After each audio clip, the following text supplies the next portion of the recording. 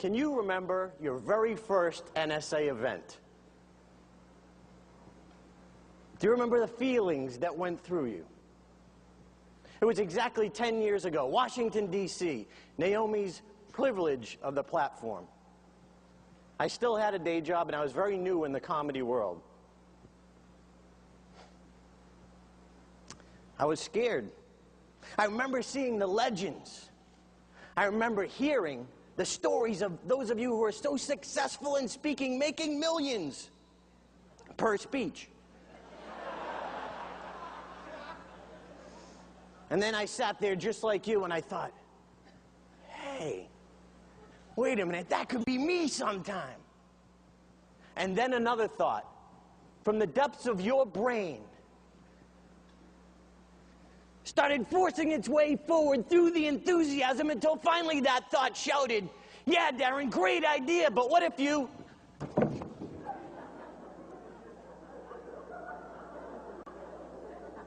fall on your face? What do you do when you fall on your face?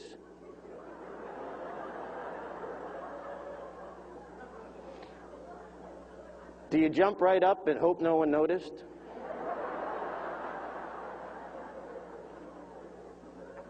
Are you more concerned with what other people will think than what you can learn from this?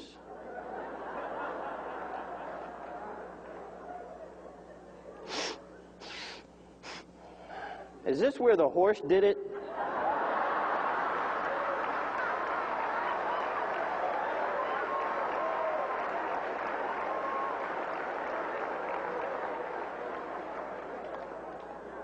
Madam Conference Chair, fellow fallers, and the people way in the back, ouch! Did you feel I stayed down there too long?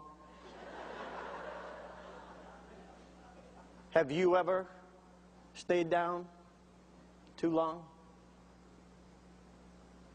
After 4 years of business school, I went for the American dream. I bought a Subway sandwich shop.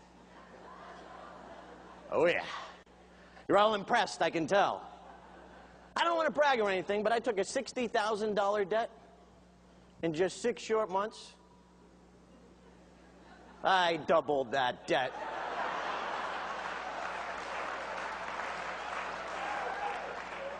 That's right, I turned the Subway sandwich shop into a non-profit organization. But I financially fell on my face. And then I remembered, from my childhood hero, Dr. Robert Goddard, had a ridiculous idea about building a device to take off from the ground and to reach the stars. Dr. Goddard was the reason we landed on the moon. I remember when I had my ridiculous idea. I was driving down the road listening to a tape of Brian Tracy. And he asked a question. He said, what would you dare to dream if you knew you wouldn't fail? I struggled for an answer, and then, bing, I'd be a comedian. But you have to understand my background. I wasn't funny. I wasn't a class clown. In fact, the first time my brother ever laughed at me is when I told him I wanted to be a comedian. Ouch. So many of us, we know where we are today, in our careers, in our life, and we know clearly where we want to go. That's where I want to be. And yet you and I, what do? We go back and forth. When I just have a little more time, when I just have a little more money, when the kids are a little older, that's what I'll do. But we never take that first step.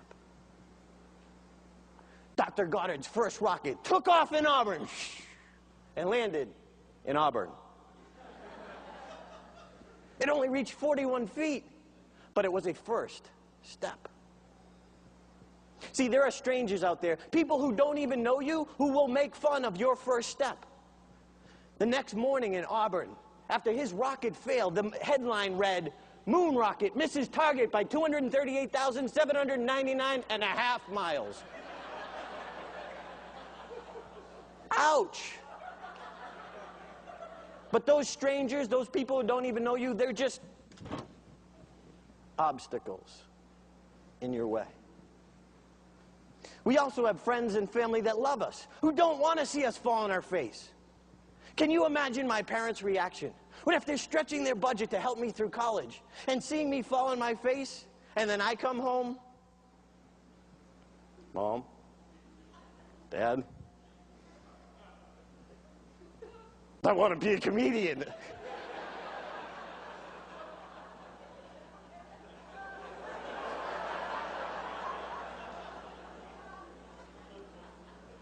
I was met by silence.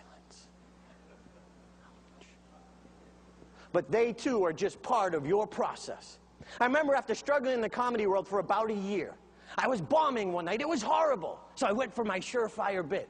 I brought a woman up from the audience, and she stood directly behind me. And we would tell a story. It's an old improv technique. I would tell a story with verbally, and she would tell a story with hand gestures. And it usually works best the more animated the hands are.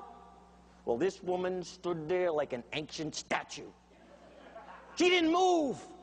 I turned to her in desperation. I said, please do something with your hands. She did.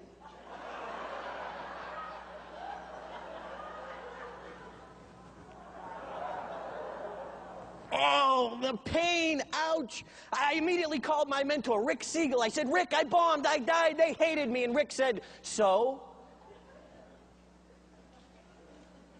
What do you mean, so? How do you argue it's so?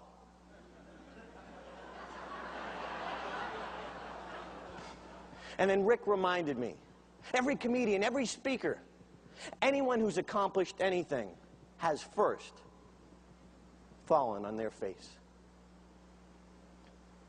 And then I remembered Subway.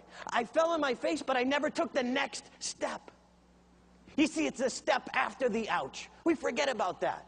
We all were afraid to take that step. We don't want to. We're scared to death. But when that foot lands, and you learn that lesson, you'll love that feeling. Dr. Goddard's assistant said every rocket that went up and what other people would consider failure, he would consider it valuable negative information. Information each step getting closer to the moon. Dr. Goddard was an ouch master. We need to be ouch masters. If you're willing to fail, you can learn anything. I'm not the greatest comedian. I'm not making millions. Not even close. But I get to do what I love to do for a living. But it's because I took this step after the ouch. See, I wasn't given the gift of making people laugh. I was given the opportunity to take that next step. So were you. What's your next step? Take it.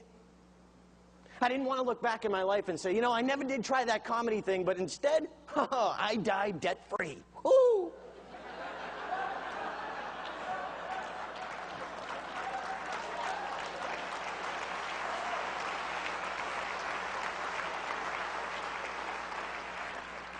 All of us, as we're headed to that goal, we're going to reach a point where we get stuck, and our feet are like in cement. We can't move, but we're so afraid of that ouch, we forget that if we lean forward and take a risk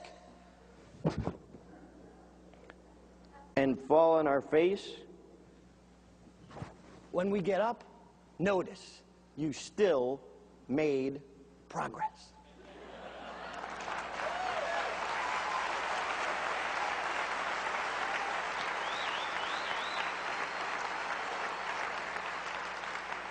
So please, with me, go ahead and fall, but fall forward.